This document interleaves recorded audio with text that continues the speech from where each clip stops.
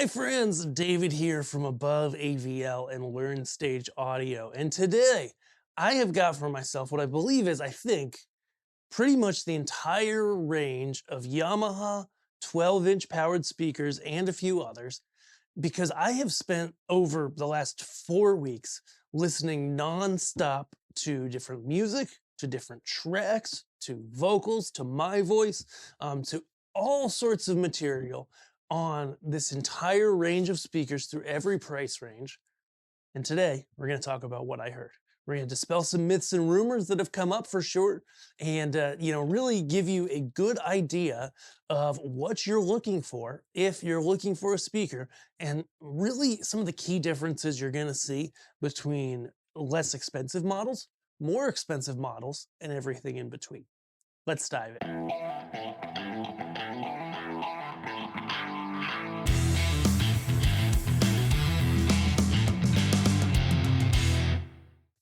Okay, so the old adage is, right, go spend as much money as you can in a speaker, speakers and microphones, because, they're the parts that capture and then regenerate the sound, and they're going to make generally, instruments, the source, then microphones, then speakers, because they're going to generate the biggest difference in quality when it comes to a PA system.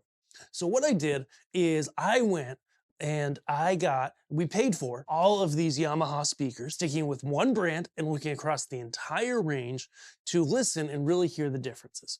So we started all the way with the DBR 12, okay? The StagePas 200, these are kind of the lowest end speakers. I know this is an 8, technically, it's a coaxial 8. But then the DBR 12, DXR 12, okay, DHR 12, which has my initials, DH. That one actually surprised me a bit. The no, not DXS, DZR 12, okay. And then the StagePas 1K, also known as the DLX 1K, if you get it without the built-in mixer. And so what we want to do is really talk about what I heard, because I mean, this was me, I'd typically listen to a speaker for a few days, and then I'd switch it out with different models, pretty rapid fire, listening to the same tracks again. And then I'd pick another speaker, listen to it for days, rapid fire, switch out the other models, etc. So I could really tell the differences in quality and other specs between each speaker. So first, let's talk about what surprised me the most. Okay, when it comes down to it, the Yamaha DZR Series, man, this is their lowest end, molded plastic boxes, fairly lightweight, fairly cheap speakers. They sound good. Like, you gotta understand, like, when I was growing up and when I was first learning to mix sound, like some of the first things I learned to mix on were like the community boxes that had like a little piezo tweeter and then a main driver. And those things really didn't sound good, like really didn't sound good. And today's even lowest end powered speakers from a company like Yamaha sound like eons better, so much better than that. Eons is not a good word because now we're talking about JBL, which we also have at Above AVL. But for this, we stuck within one brand, we stuck with Yamaha. Man, like, these speakers really give you a lot of bang for the buck. And if this is what you can afford, I would highly recommend looking at it versus going with kind of one of the cheaper brands or the off brands. Yamaha does give a 7-year warranty on all their powered or active speakers. And, the build quality there is really, really solid. Let's talk about downsides though. Okay, there's gonna be some downsides, of course. One of the upsides is actually that it's lightweight. Of course, that's kind of a downside simply because, a lighter weight speaker, especially the woofers, tend to not have as good response. Having a heavier magnet element inside of there typically results in better, louder, and deeper, better sound. Okay, not always, but a lot of times. Okay, so the back panel is pretty chill. Input, 2 inputs. You could bring a line source directly in. So we've got people that do Christmas light shows, like even residential ones, and they just want a speaker that's going to be loud, going to be good clarity, going to be able to plug directly in. Boom, the RCA jacks are killer for that. Or if you're just like DJing something, off of your phone, you could do that. Okay, output with crossover, and then Yamaha's DSP section, which they call D-contour, which really is like the difference that we find between Yamaha and the other brands is when you push these speakers loud, a lot of the problems that other speakers have getting really harsh, especially, aren't there because the EQ, the DSP is adjusting it as you go louder. And that's something that a lot of other brands don't do. Downsides, your plug on the input is a non-locking IEC. Granted, I mean, the amount of times I've actually been bitten by a non-locking IEC plug is like, I don't know, not that many, but you know, it could be a problem, right? I love locking plugs. And then on the bottom, the speaker stand is a single. Okay, so single hole tripod stand, meaning that you cannot get the glorious tilt down like we have here on the nicer ranges. Okay, this is the DZR, has the tilt down at about 7.5 degrees, which works because it just helps you from sending extra sound up into the ceiling in your venues. But it's not a must-have, and you can get speaker stands that have a tilt built into them. Granted, you got to watch out, use some sandbags, etc.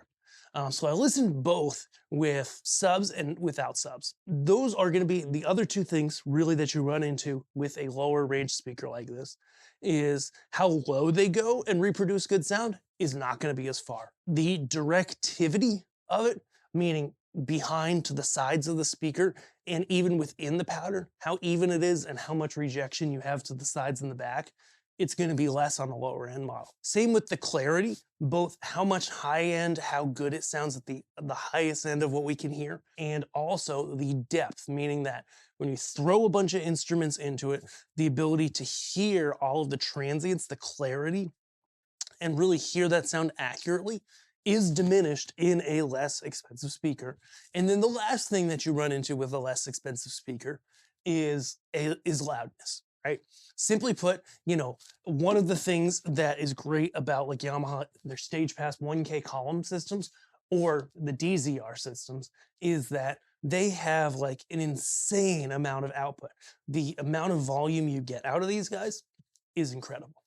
That being said, you know, tough build, really solid speaker, you know, DBR 12, great speaker. I like the 10 a lot because you get top handle, the 12, very good. Okay. Next, we have the Yamaha StagePas 200. I feature this one because this was a cool one. This one has rubber feet that come with it, enabling it to be a monitor, just like the DBR 12, or a main speaker. It has a built-in mixer, so that's going to be the thing about the StagePas speakers, is that you have a mixer built in. And that mixer, in this case, has 3 mic inputs and 1 line input, which also can be Bluetooth. Okay, you've got a basic feedback suppressor, and then you've got the ability, and this is what I love about them, is they have these EQ presets, okay, that allow you to just turn one knob and get EQ that's generally better for vocals or a specific instrument type. Then you have the ability to dial in reverb, delay, and or chorus and set a level on one knob. Okay, so that stuff's really cool. They also have, all of these have a Bluetooth control app, the StagePas units do. So basic controls on the unit itself, better controls in the app. Okay, also pole mountable. And it's a coaxial. I love coaxials, especially when people are really close to a source. Coaxials sound very good. They help reduce feedback a little bit when used as monitors as well. And the biggest downside to something like this is, I would say it sounds a little better than the DBR 12. The high end definitely sounds a little better, but it doesn't go as loud. It doesn't go as low.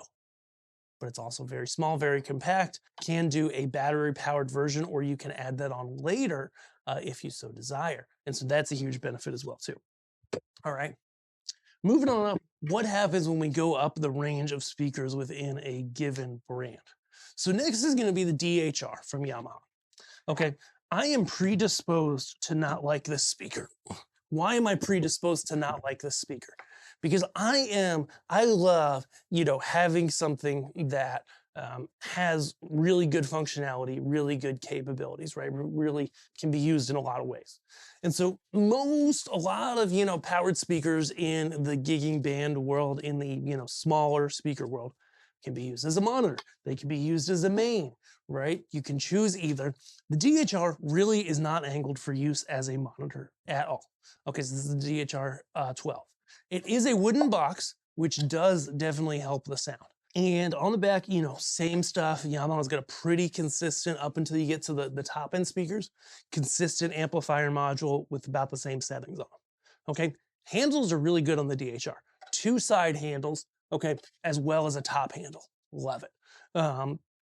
And let me tell you, so the next speaker, the DXR in the range, is a good bit more expensive than the DHR, okay? Pound for pound, I went back and forth on these speakers a lot, and I think I like them equally. They're subtly different, not exactly the same, but the DHR costs less and gives you really great performance. So if it's installed as a main, if you're just using it as a main speaker all the time, you know, nice metal grill, solid wood build, hanging points in different places for permanent installs. Again, that 7-year warranty, that D-contour. But as much as I love the DXR, and I love the DXR, it is a fabulous speaker. It's one that I've had as my stereo in the office for the better part of a year and a half or so. Love the DXR. Solid, great speaker. The DHR sounds just as good, comes in less, just can't be used as a monitor.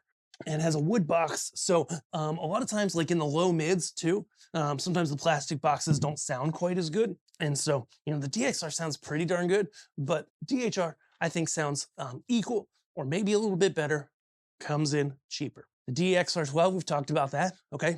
Can be a monitor, can be a main, nice metal grill. It's a plastic box. Some people hate on plastic boxes, and it's true. Like the old school plastic boxes, and we're talking, you know, 15, 20 years ago, sounded terrible. Some newer plastic boxes don't sound good. You know, for example, I mean, the DBR12. I like the DBR12 from Yamaha a lot. You know, there is some stuff in the low mids where it can get a little thick, where basically there's just some resonance going on, most likely, that causes it to be a little muddy in some areas at times. The DXR really doesn't have any of that.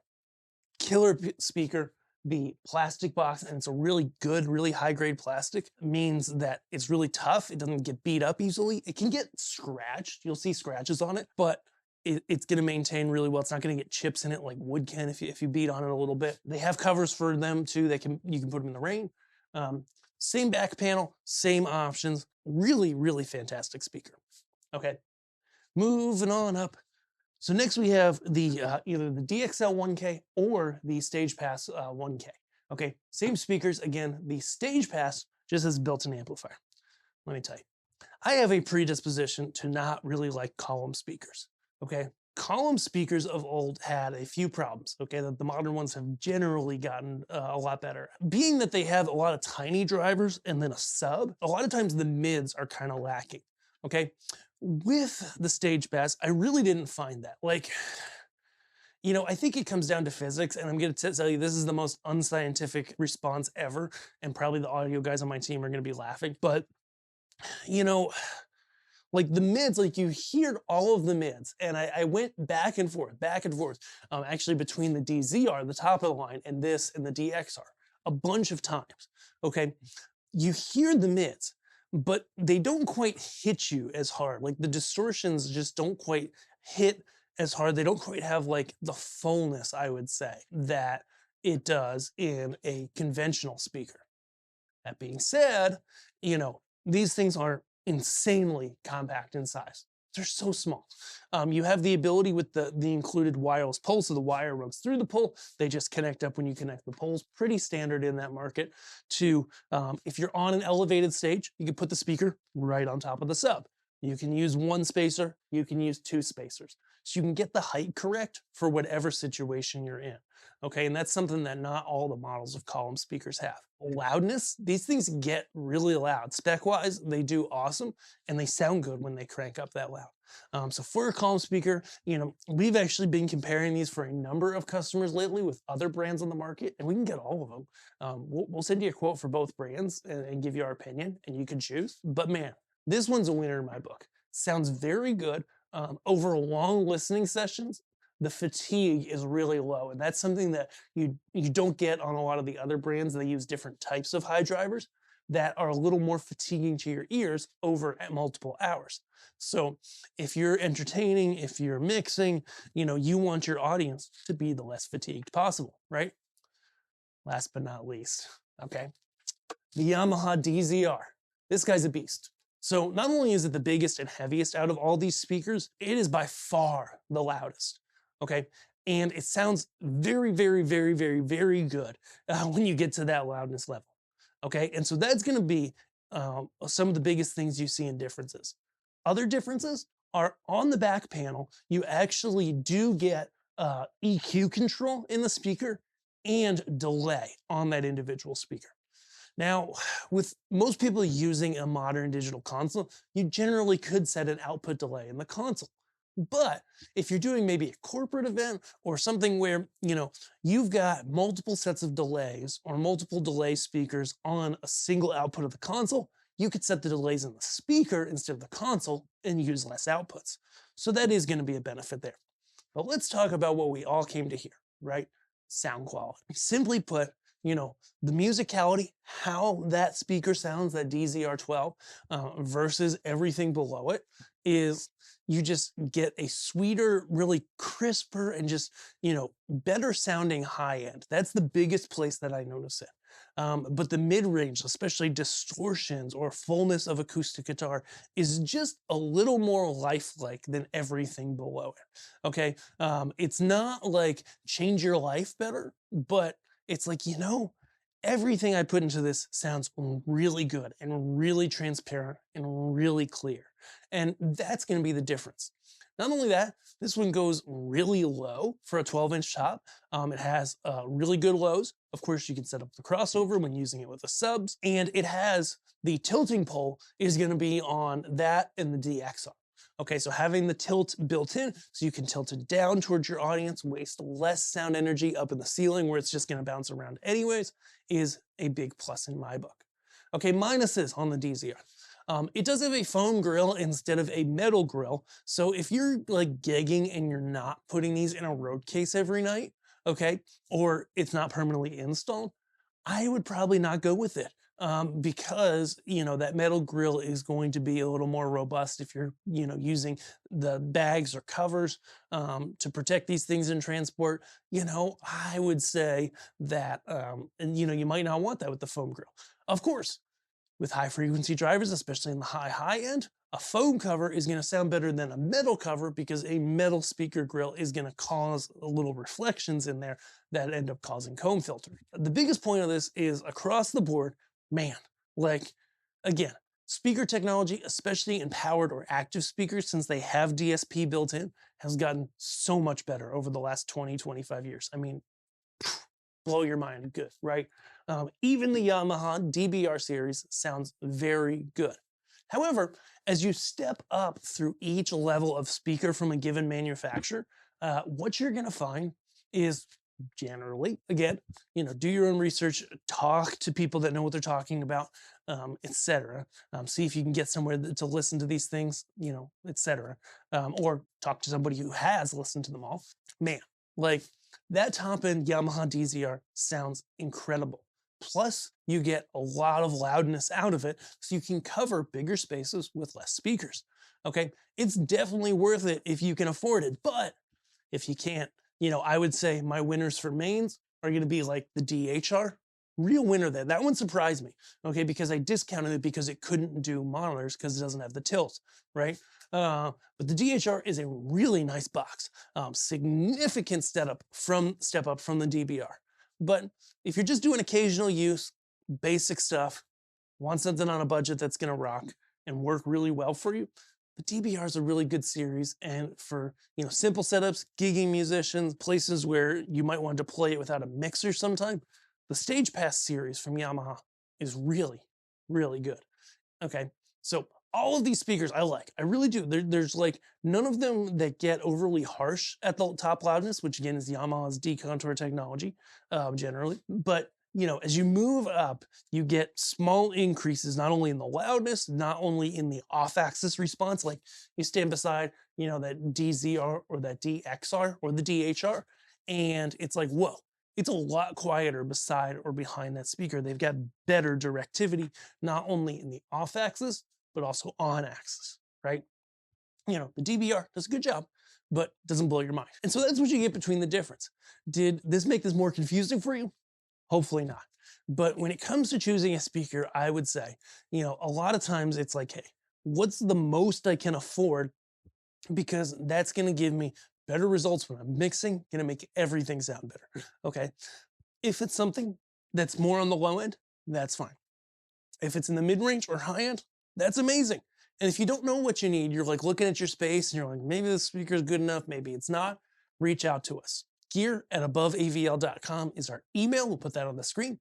We'll also have our contact form on our website. You can reach out anytime, request a quote, help us find the right thing for your space. We can look at that space and say, hey, this is what we would do for the type of material you're doing. Let us know. This is going to be able to be loud enough, do everything you need, and be a great result. Get you that quote and help you get it into your hands. That's what we do at Above AVL. We'd love to help you out with that. Thank you so much for watching, and we'll see you guys in our next video. Bye.